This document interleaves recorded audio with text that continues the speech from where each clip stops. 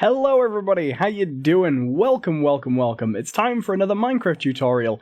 And today is a little bit different because I'm doing something a little bit more complicated today. Normally my tutorials are very beginners-y tutorials, where it's still kind of a beginner's tutorial, but it's more of a complicated one. It involves a little bit of redstone, but it's really simple, and I hope you guys will find it useful.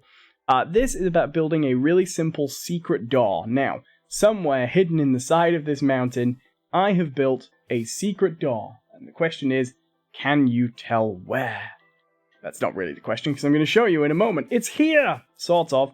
Now, if you put down a little bit of redstone, and a little bit of a redstone torch there, that will be a key that opens up the secret door. Now, the way this design works, you kind of have to leave a gap that is the size of the door. You could put it maybe on the side of a mountain and it wouldn't be quite so obvious. So once you know it's there, it is a little easier to see because, of course, I have left a door-sized gap for now.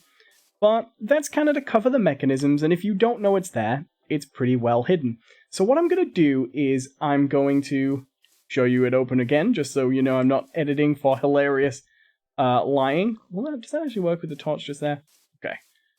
No. I put it there by mistake, but I was like, maybe that does work. But no, you have to have a little bit of redstone and a torch. And then what I'm going to do is I'm going to demolish what's in front of the mechanism here so you can see it. And then I'm going to demolish the whole thing and rebuild it so you can see it from scratch.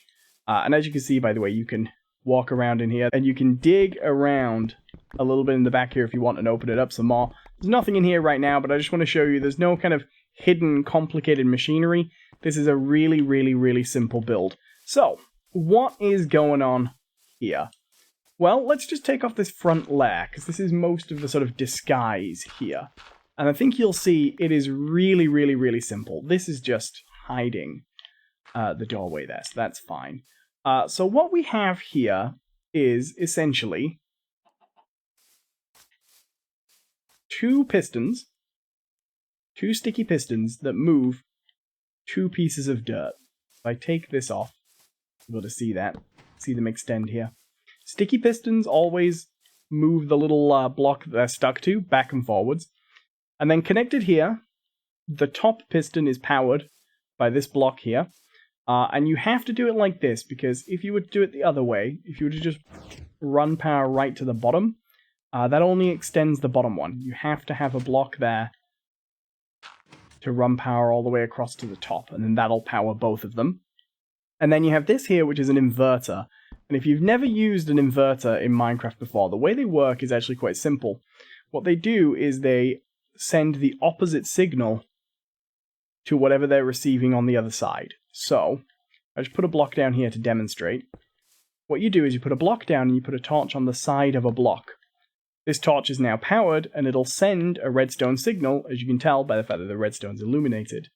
But the other side of this block is an input. So if I then connect a redstone signal here, it's not receiving any power, so it's sending power out.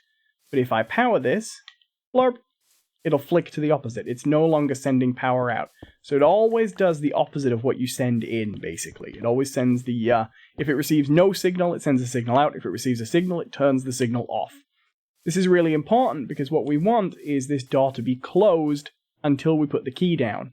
So then, putting the key down, what that does is it sends a signal to the inverter, which turns this redstone torch off, which turns the signal off to the pistons, which opens the door because the pistons are extended when they're on and they retract when they're off. Really simple. So, if you were trying to build this from scratch, I'll just go through this quickly so you can see what that would look like. Like I say, really simple build, but it's a good way to just start with just kind of basic redstone mechanisms. So first things first, this is just a hole in a wall, you know?